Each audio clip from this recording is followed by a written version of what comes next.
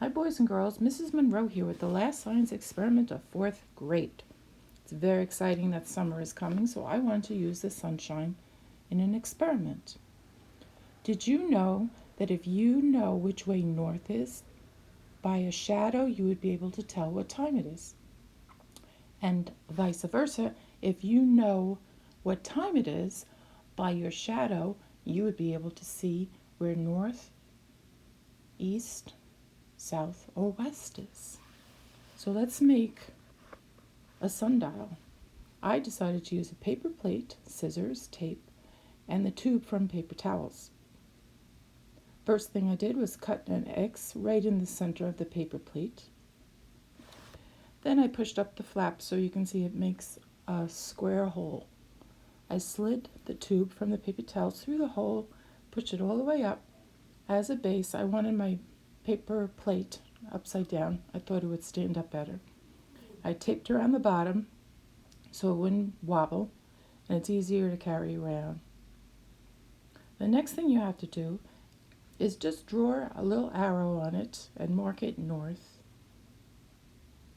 And when you take it outside, you need a compass. You have to decide wherever you are what direction north is, because that's where your arrow will face.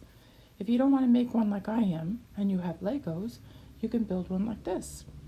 Or if you don't want to use your Legos or don't have Legos, just draw a big circle on the pavement, maybe your driveway, if you're allowed. And you can stand in the center, and you could be the tall pillar in the middle. Here you see jump ropes, because if you don't have pavement, you can just make a big circle with rope, or maybe borrow the garden hose, and you stand in the middle. You see somebody used rocks, and this one shows just a big plank of wood, and you can see that they labeled north. So taking mine outside in my driveway. So I face the arrow towards north, and you can see I did 9. Now it says 10 o'clock. And of course, after that, I have 11, and see where it shows the shadow is right on 12, pointing north. So now we know 12 o'clock is always north. And as we're going through the pictures, please notice the length of the shadow. Sometimes they're shorter and sometimes they're longer, and that has to do with the time of day. And if you have time over the summer, researching shadows and why they're long and short it's kind of interesting to learn more. But we don't have enough time for that in this experiment. We're just sticking to a sundial in the daytime. I started at about 7 o'clock was the earliest, and then I went to about 6. And as you can see, the longer I used it, my sundial, the more marks I made on it, it got pretty messy. But even though it was messy, you can kind of see it looks like a clock. So I decided to take another paper plate and put the face of a clock on it. If you do this, it's easier just to put the 12 and then directly down, put the 6, and then do the 3 and 9 and fill in the other numbers. That'll help you line them up. So after I made my new clock, I just slid it over the old one. There's no need to make a whole new thing. Just cut the hole, and these holes that you cut, you need to have your adults in the house help you with those. Slide it over the other one. But then it got me wondering, if I take this out and I point 12 to where I know north is it going to work again?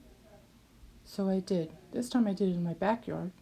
12 is facing north, and it was 8 o'clock in the morning, as you can see. And the next one that I did, I followed a few hours worth, and the shadow, this one shows 9 o'clock, and the shadow kept moving, and each time it moved, it was exactly like in this one. It was exactly 1 o'clock, which I thought was really interesting. Then I went out at a time that was not 3 o'clock or 4 o'clock. It was right in the middle. And look where that shadow is. It shows that it's a little bit of both. So that means in the middle. And of course, that means 3:30. So my clock that I made was working. And then I decided I have another idea. If this clock is working and I know where north is, what else can I use if I don't have my sundial with me? Well, one day I was in the pool. Mr. Monroe says, I need you at 3 o'clock. I was swimming. I forgot. I got out of the pool, and you can see I'm wet. I didn't have a watch with me or my phone, and I hoped I was not late. So I'm pointing to where I know where north is in my backyard. And my shadow shows you that it's 2 o'clock. So thank goodness I was not late. Then I started thinking of all these other things.